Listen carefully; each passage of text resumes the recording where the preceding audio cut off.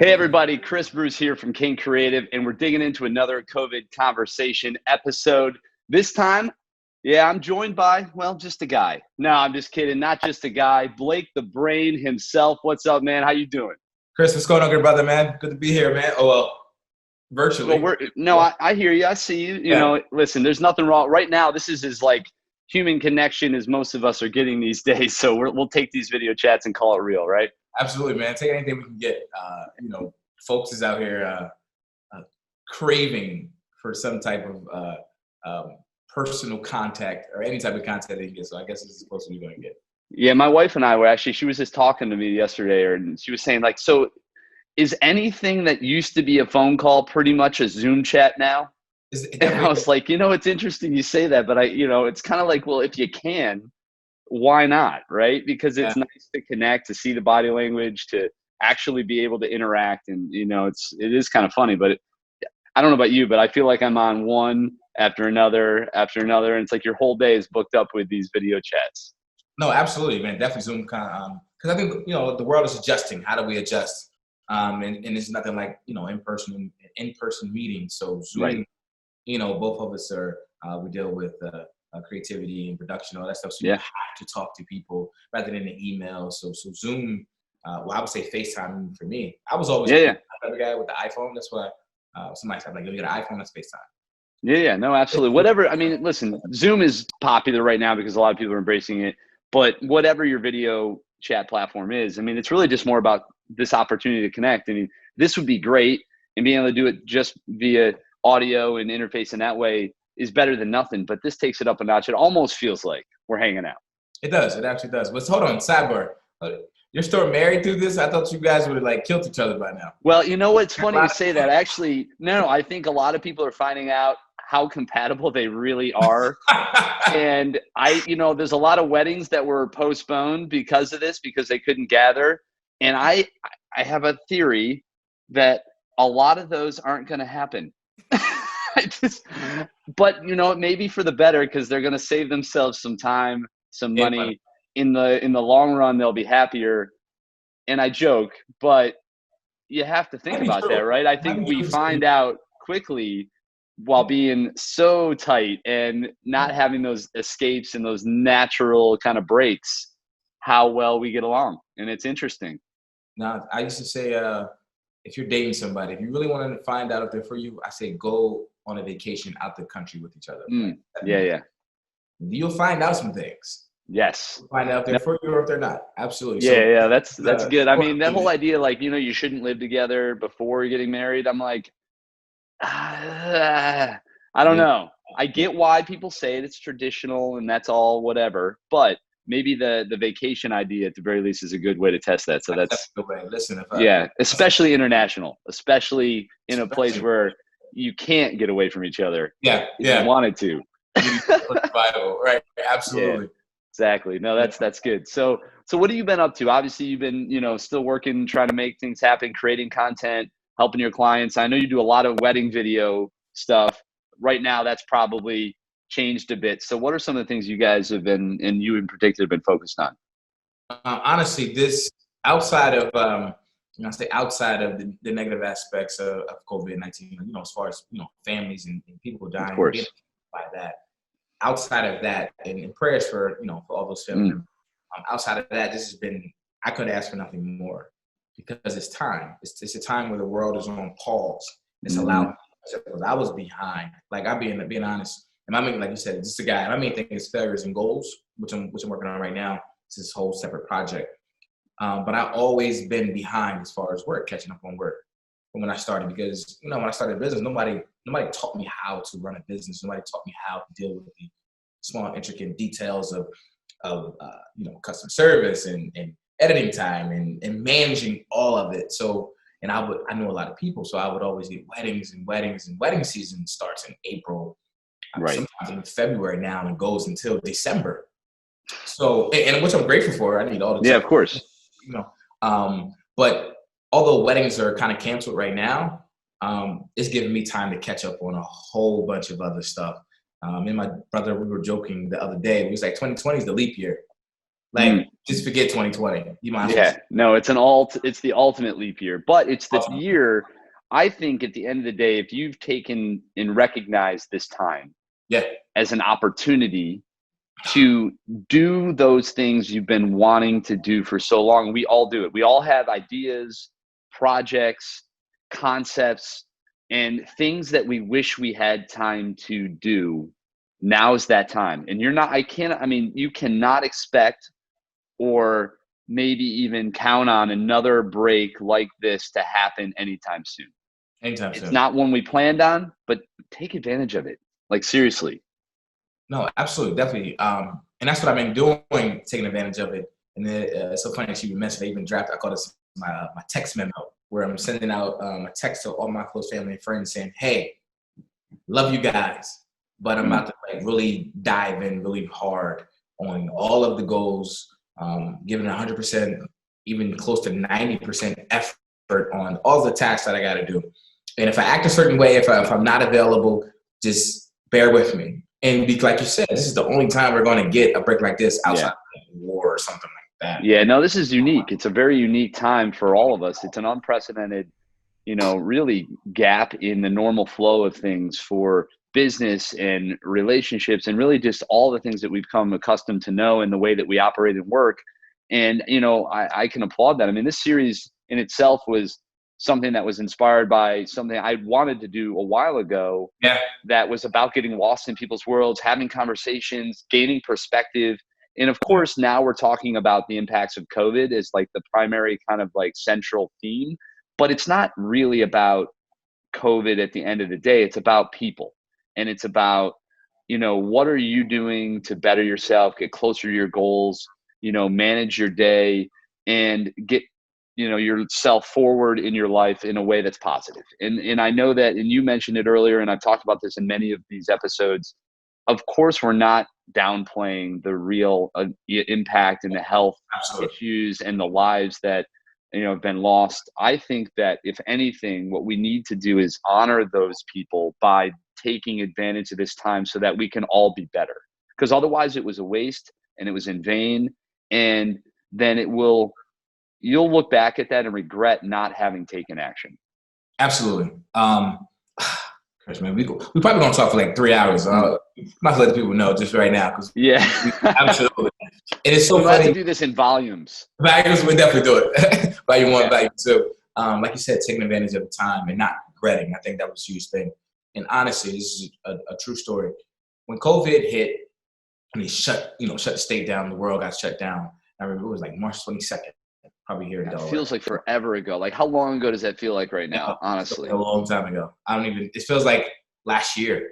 Like, hours feel like weeks feel like months feel like years. It's just, it starts. And we were joking about this before we officially started recording, and that you don't even know what day it is. Like, really, it all blends together. So we were saying, and I think there's a good time to bring this up, is that just have it be whatever day you want it to be. If you want to live it like it's Friday, live it like it's Friday. But it's not a party. It's not a vacation. Just make that time mean something, right? I think that's what it comes down to. Absolutely. Definitely. I think, even going to the days, we associate Friday, Saturday, Sunday. Like, we do certain things on those days. Friday's the work week. It's over. You're going to go out, get some drinks with some friends. Saturday, maybe about the kids. If you got kids, family, like barbecues, especially it's getting warm. Baby showers, all of that stuff. Wait, hold on a second. You're talking about a lot of things I wish I could do right now, and I'm starting to I was like, well, that all sounds real good, and I barely remember half those things. But yeah, keep going. Yeah. Trust me, yes. But like you said, the main important thing is take advantage of the time and doing things that you wouldn't normally get to do because you didn't have the time, you didn't make the time. And I know for me, going back to the first point, when COVID hit, I had to ask myself the question, if this was the end, and what I mean, like, this was the end of the world, and it was like, some apocalypse stuff you see on movies, how do I feel? And at that moment, I felt so bad that I didn't live up to my potential by going after exactly what I wanted to do, what God has given me.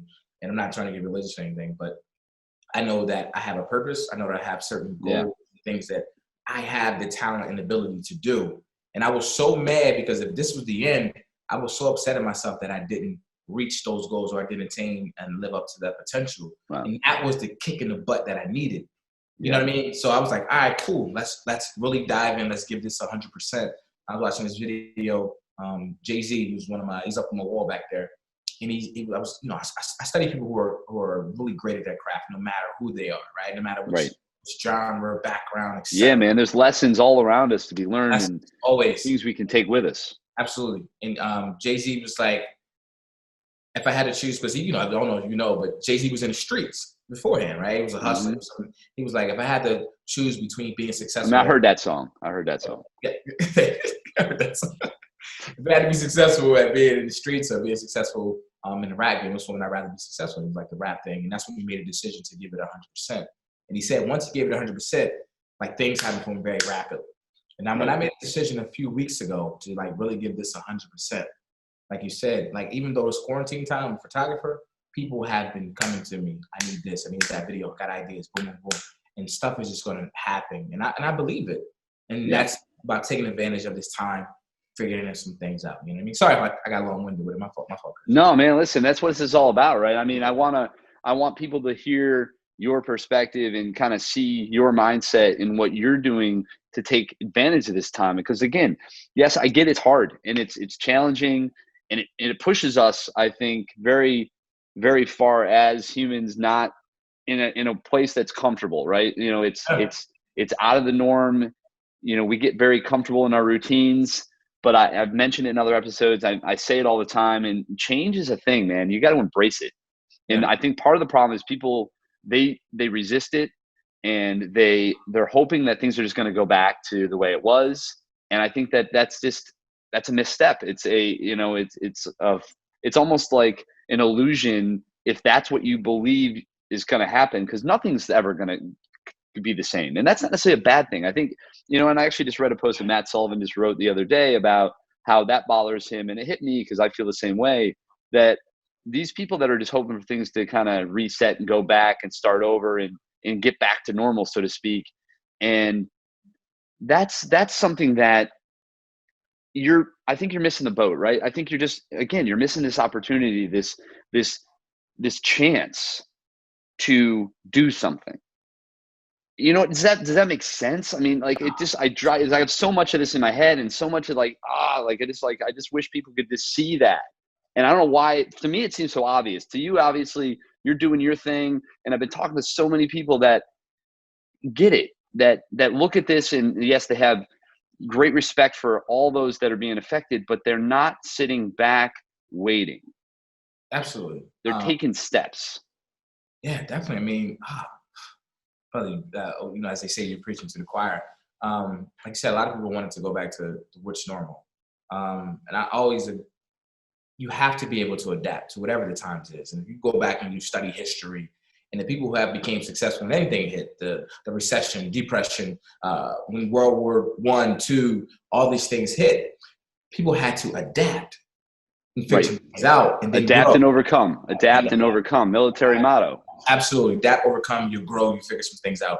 But that just lets you know the perspective of a lot of people and kind of like where they are in life. And it's sad to say that if you're thinking, I just want things to go back to where it was, then you're stuck in a box. You don't really want to grow. Like you say, if you're not looking at this as a great opportunity for anyone, I get not even frustrated, but I get like so emotional on the inside when I see people, and they be like I see it on Instagram all the time, I can't wait to go outside or blah, blah, blah. I'm like, how's that? What about you said all them goals? Because when you could go outside, when you use all this, it's like, I don't have time for this. Grass is greener. Grass is greener, Blake. Grass is greener. The grass is greener, and also, yes, absolutely. Sometimes the grass is greener, but they also pay the price for that water bill. Okay? Right. And sometimes the grass may be greener, but it's not better. That may be turf. It might not even be real. So it could be a false, impression that you're not even getting. Oh man, that was crazy. That came out of nowhere. But this is the thing. And that, the other thing that struck me when you were just talking is that it actually hurt a little bit. I felt, and I was like, are people they're stopping dreaming. They're stopped dreaming. They're letting these fires, like, I know that we all have some kind of fire in us when we're born, and then as we're growing up, there's this imagination and these dreams and this like burning desire to make a difference and to do something with our lives. unfortunately, a lot of people let that fire go out.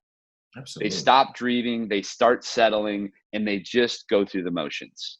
This kind of moment really exaggerates that, and it exposes those that let their fires go and burn out. It exposes those that stop dreaming, and it shines a light on those that do. Absolutely. I mean, definitely. I mean, I love what you mentioned about dreams. That just got my brain going. Like a lot of people, dreams are free. That's why everybody has a dream. Yeah. But the work comes with a cost, and not everybody's willing to pay that cost. But what I mean by that hard work, put it in, make that dream come to fruition. I heard it from E.T. First. You either making your dreams come true, or you helping somebody else make their dreams come true. Absolutely. You got to figure it out. It's gonna be. And one of the things that, it's funny, I think people use phrases different ways, and, like living the dream, right? That's a phrase we've heard a million times, but it's a phrase that got adopted almost sarcastically. It's one that I would hear a lot of people like, oh, how you doing? And they would be like, oh, living the dream. And I came up with the phrase years ago, and my buddy and I used to work with, he would always say that like on the phone. And then one day he said it, and I was like, nightmares are dreams too. It just, I was done. I was done with it. I was like, you know what? Nightmares are dreams too. So enough of that. I called him out on it because I was like, you're not even believing what you're saying. You're just like, come on. Just talking. And so like it's perspective. And it's not so much the dream, it's what you do about it. It's how you respond. It's how you take action that ultimately matters, right? If you have a goal, goals are nothing without action, period. Don't take any steps, you're going to be stuck where you are. If I could show you on the wall right now, as soon as I walk in my door, it says a goal is a dream with a deadline. Well, there you go. You know what I mean? Like you said, a goal, like without action, it's nothing. Yeah. Like potential without action is just potential. What is potential? Well, yeah. And potentially that's what that leads to is disappointment. So you've got a lot going on. Talk to me about some of the things you're making happen, right? You got your podcast. You're taking over the world with that, right? The Taking Over the World podcast, which I love that. Listen, man. Are you doing, like, what's going on with that? Are you still rocking that thing out? I mean, when are you signing me in to be a guest? Like, what's going on? Talk to me. Well, you're coming on in June. I think they're supposed to open up the world. So I'm going to get you in person. You want to come in person? Yeah, man. I'm just doing my studio or yours. Doesn't matter to me. I'm in. 100%. I want you to be afraid. They're going to open it up. We'll wear a mask. Listen, I'll wear a hazmat suit if I have to. Like, just do it. I'll do it tomorrow. I got a hazmat suit. You're gonna get it all duct taped and sealed in, and I can even put my mic on in my studio, hook myself up, and then come over to yours. We don't even have to like open up the seal. No, we don't have to. Why not? Come on over. Do like Outbreak. Yeah. Outbreak was exactly. Well, Outbreak. That's actually it'll be an Outbreak edition of Taking Over the World. There it is. It's something. This guy right here, man. But no, definitely with the Taking Over the World podcast, we're actually coming back for third season in June. Awesome. And that's what we go back talking about a lot of ideas that I had, and we were moving. That's one of my failures because I had the podcast and it was good, and we kind of failed because I got really, really, really busy. And I do a lot of things on my own instead of making a smart decision and delegating and teaching people and that stuff, building a team, which we're building right now. We actually have a couple episodes that's just waiting on ice right now for us to go ahead and drop, and putting together some more guests coming up in June. And I tell people I don't brag about anything except for or boast about except for the podcast, because it's not about me. The podcast is about other people, and I'm so proud of the content created. You know what I mean? Not that I created it or whatever, but it's conversations with people. I always say it's easy to talk about the struggles after you made it. I want to talk to people. Let's talk about the struggles as you're in it. It's easy to say, man, I was sleeping in the car. I got evicted, stuff. Okay, now you got money now. You made it now. Okay, cool. Sure. You talk about it as you're sleeping in the car. Yeah. Own it then. Own it then. Own it then. And I always say we all have our own personal struggles that we fight on a daily basis. I don't care who you are, right? You can be 100%. Successful in business. That doesn't mean you're not struggling at home with your marriage, or struggling at home being a better father, better mother, or vice versa, you know, or being a better friend. We all have our struggles. And that's what the podcast is about is, I say sometimes we fall in life to help other people get up. And that's what it's about. And that's what this podcast is about. Taking Over the World podcast. Make sure you guys love on IamBlakeTheBrain.com, on YouTube, Blake the Brain. Yes, no doubt about it. iTunes, Take It On The World podcast. Plug. Shameless plug. All right. So another quick little thing I noticed that, I know you love your Air Jordans, and this hit me real quick because like I grew up wearing Air Jordans too, like I remember getting my first pair like back in like 3rd, 4th, 5th grade, something like that. And I looked online and I was like, how many Air Jordans have come out? Like, cause there's a zillion of them, but according to a couple quick little pieces, there's like 34, editions or so, but there's like 605 on the Jordan website right now available. So that's like colors, variations, all that. So how many of those have you worn, you think? Believe it or not, like I'm a Michael Jordan fan. When Last Dance comes on, I tell people, don't call me, don't text me, leave me alone. For 2 hours, I'm watching Michael Jordan, The Last Dance. I am a Michael Jordan fan because that was the age when I started watching back. Like, he's the greatest basketball player all time. Some people say LeBron. Love LeBron, what he's done, but he's no Michael Jordan. And believe it or not, I couldn't really afford Jordans growing up. But I did get a few. And when I got older, I just don't put as much emphasis on, like, I'm not a sneakerhead. Like, I gotta get those Jordans. But it was a couple of them that were just my favorites. Right. For the black 5s with the reflector on the side. When they came out, I had them. Those were my favorite Jordans. I just love the way they look. The black 5s, I have the gray and black 3s, and I have the Bugs Bunny, the original black and mustard grayish ones. Those are the only 3 pair of Jordans that I own. Man, but those are a solid 3 right there. And honestly, I just think it was just a little fun thing I saw. I was like, okay. What about you? What do you have? I don't have a ton of that. I'm like you. I'm not a big sneakerhead. I like them. It's one of those things that like, I like wearing a cool pair of sneakers, but it's not a priority. It's one of those things every once in a while. I had a pair of, Kobe's that were kind of cool that I liked, that I was rocking. There was a pair of KDs that the coolest pair I ever had that I loved was a pair of KDs. And this is a cool story because I was in Poland. I used to work with the Washington Wizards. I was the mascot for the Wizards for a while. And Marcin Gortat was the center. And Garrett Temple, Marcin Gortat, myself, and a bunch of others went to Poland to do a 2-week tour around Poland, facilitating basketball camps with Marcin's, had this whole thing. And he also he sponsored like actual legit schools in there. He's like the Michael Jordan. Speaking of Michael Jordan, he was literally the Michael Jordan of Poland. Swear to God, I saw it myself. Knees buckling when people would see him in person, kind of stuff. It was crazy. I was like, wait, you got it like that? Okay. Marcin, he's, Gortat's cool, but like, he's not knees buckle cool in the US, obviously. He's an awesome guy, had a lot of fun. And that trip was amazing. And we went to this like cool shop in Warsaw, and we all got a chance to pick out a pair. And, Marcin hooked us up, and I got this pair of KDs that I'd never seen. I still have never seen. They were like super cool. The colors were fly, and they had these like Velcro patches you could switch out. They were easily the flyest kicks I've ever owned. Yeah. I had like 2 pair of KDs. I do like the KDs. Yeah. They're so comfortable too. It's crazy. My favorite pair of sneakers were the Garnets. Okay. I call them the ocean Garnets. I don't know if you remember, but it looks like an ocean and it fades from the blues. Okay. Came back out. I had to get those. I got those because it served like they bring back memories of when I was in high school and my senior year. I had a really good senior year playing basketball, and those were the sneaks that I wore.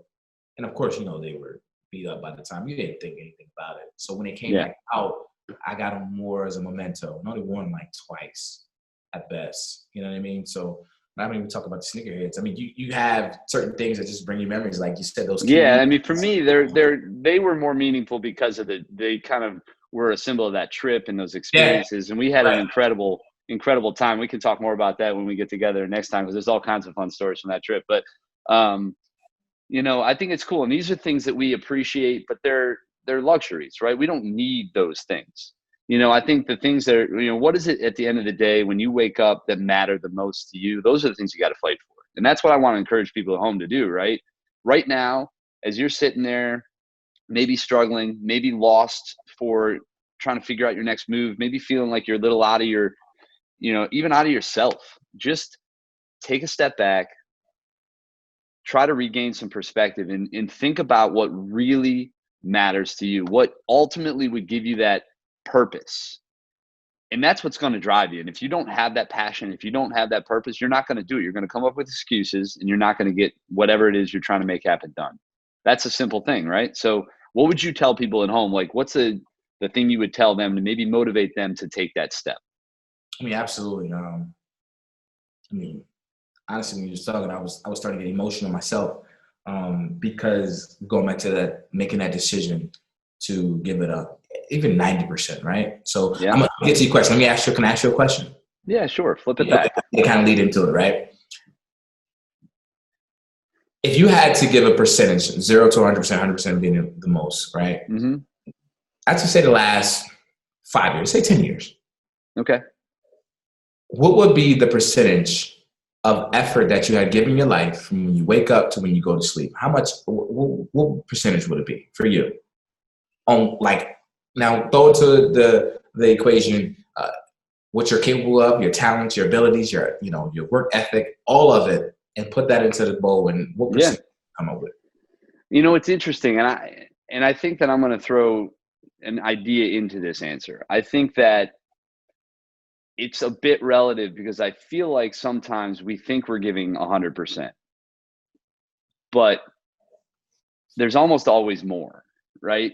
I feel like our bodies, our minds are capable of so much more than we even realize. And as we continue to push ourselves, what was 100% today or maybe tomorrow is 95% the next day, and maybe 90% a week from now. And if you start to really apply yourself, you find out, one, you can be more efficient, you can get more done with purpose and meaning. That's where that comes from, right? So for me, I think it's a journey. I think I give a lot, and I can't say that anybody to say 100%, I think is almost unrealistic, because we all have moments, right? We all have natural pauses that come into our life, whether it's just I need a break, or life throws something at you and it takes you off course and it distracts you from that mission. So I think if you say 100%, that sounds good, but it's not real. So 90%, I think, is an awesome goal. I think I'm probably somewhere in that range myself, right? I give a lot, and I take a lot of pride in that, and I work really hard, and I push myself. But yeah, I mean, that's just, I don't know, that thought came to mind when you asked me that. Oh, definitely. And I would just say for me, like you said, 100% is just not like you can always give more, right? Yeah. I gave 120%. I was like, okay, now you're just being ridiculous. I'm like, you lying. Stop freaking lying, okay? But you do know if you gave your best effort, and that's what 100% is. You give your best effort, period. In that moment, because I remember, like, I played football in college, and I remember, example, high school, my senior year, we were one game away from the championship. Brandywine versus William Penn, 2001. And this guy named Devin Smith, right? Phenomenal basketball player. So he went to Virginia, set records. He was playing overseas. He was doing this thing, right? Yeah. Now, when we played them, we lost. They beat us. But I was so okay with the result, is because it was nothing more that I could have done or we could have done as a team. They were just better. And I could live with that. And I was okay. I didn't like that we lost, but I was like, I can handle it because I knew that we gave it our best. Right. And I would say, if you give it your best, I can handle any result. It is what it is. Like, if I give my best versus LeBron James beat me 10-1, I can handle that. Like, I gave my best. I'm cool. Man. It's what you learn from it, right? What do you take from it? You can always, it's about the experience. It's about just living and giving your all in that moment. And just keep moving forward with that mentality. You can go a lot further. And, when you guys, obviously, you were at Del State, right? Yeah. And, you would play. Hey, there you go. There you go. Hey, man, I'm just saying, as a blue hen, I don't feel like we ever got stung. The shade. In basketball, we stung y'all a few times. Well, like I said, we got to keep it interesting for the people. We got to keep them coming out. Listen, basketball, we got y'all. Football, no, it's all good. Yeah. Well, not back when Bray was here. Back when I was, that was a while back. But we were good for a while there.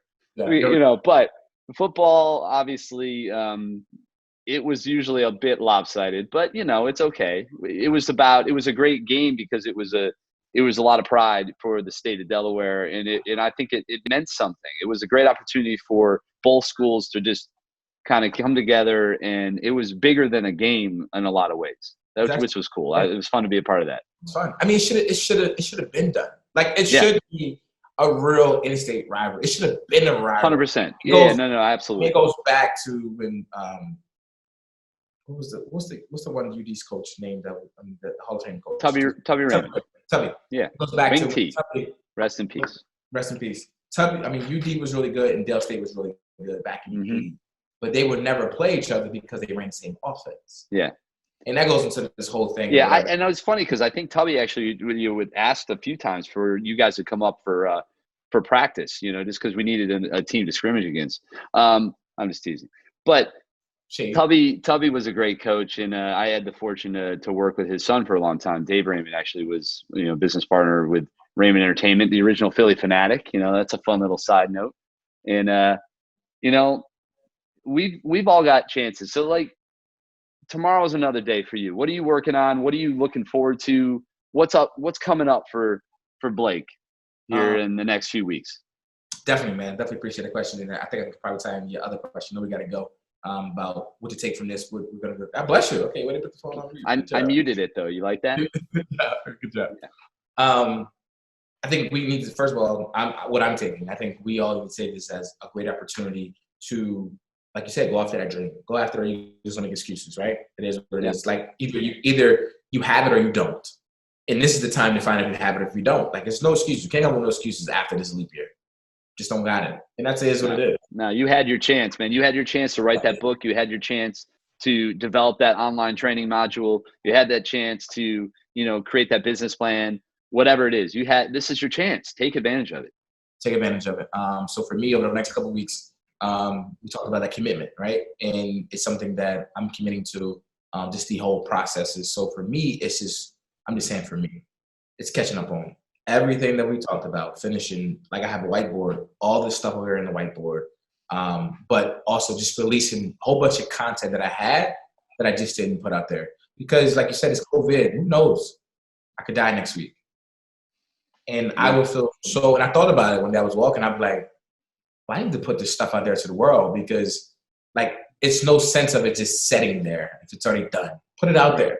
No matter what the repercussions are. Somebody says, hey, well, what about my project? Is it done yet? I tell them the truth. No, I'm still working on it.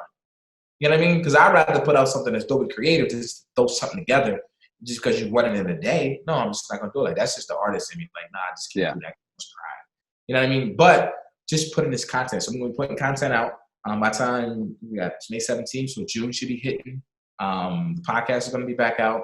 Failures and Goals, the vlog is the biggest project I'm working on right now. It's because I'm truly authentic in expressing my failures on the way to the goals.